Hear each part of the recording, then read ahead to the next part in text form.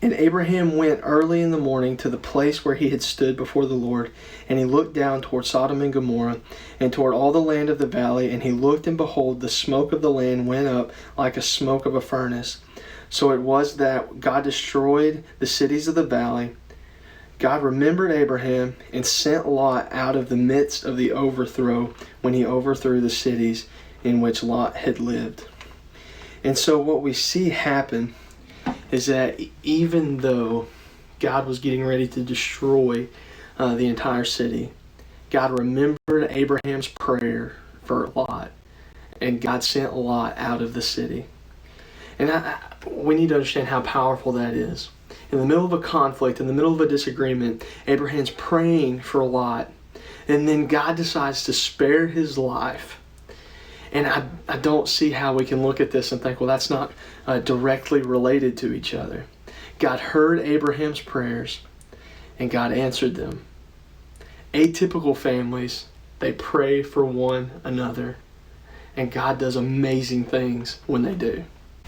And just like Abraham prayed for Lot, even though they were in the middle of a conflict, we need to pray for our families as well, and for our family members that we may be in a scuff with.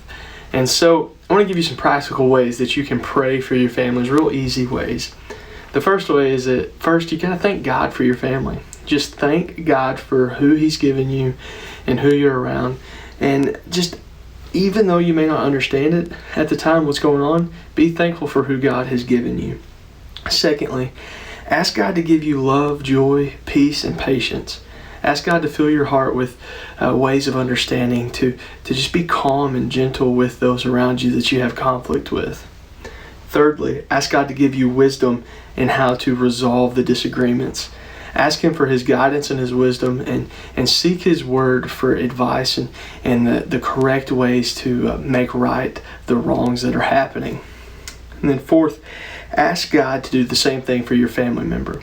Whatever you're praying for yourself in these moments of conflict and you want God to do a work in your family, make sure you're not just praying those things for yourself, but you're also praying those for other people as well. And then lastly, thank God for helping your family. And God does an awesome work in the life of your family. And when things are made right, don't forget to thank God for stepping in there and making the difference. And so just like Abraham prayed for Lot in the middle of the conflict, we're called to pray for our family. Even when it doesn't seem like, or we don't feel like we want to, God can do something amazing through our prayers. And so think about ways that you're praying to God. Your prayer can change the relationships in your family. Maybe you're thinking about a specific person or a specific moment. And ask yourself, am I handling this the same way that Abraham handled his conflict with Lot? And then ask God to just change your heart and ask God to do a work. And when you do that, He will do something amazing.